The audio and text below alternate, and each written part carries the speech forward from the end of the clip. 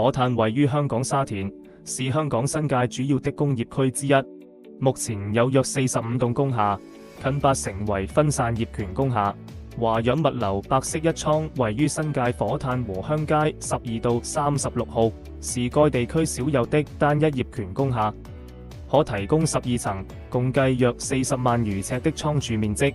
周邊交通便捷，步行2分鐘可達火炭地鐵站。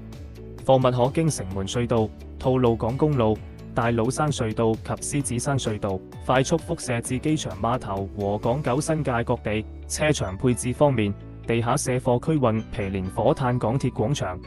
共計擁有15個貨台位，可供45尺貨櫃使用，最多可同時容納22部不同類型貨車停泊上落貨。貨運設施方面，2部客梯、10部貨梯，共計12台電梯均可直達每層倉庫。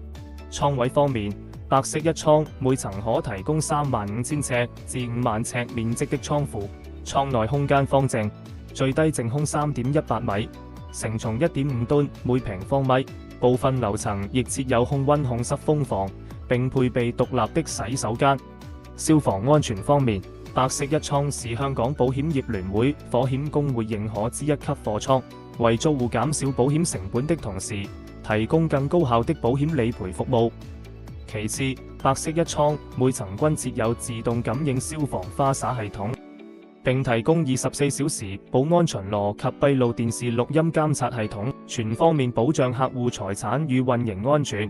關於白色一倉更多租賃信息，歡迎聯繫華潤物流乾倉客務部。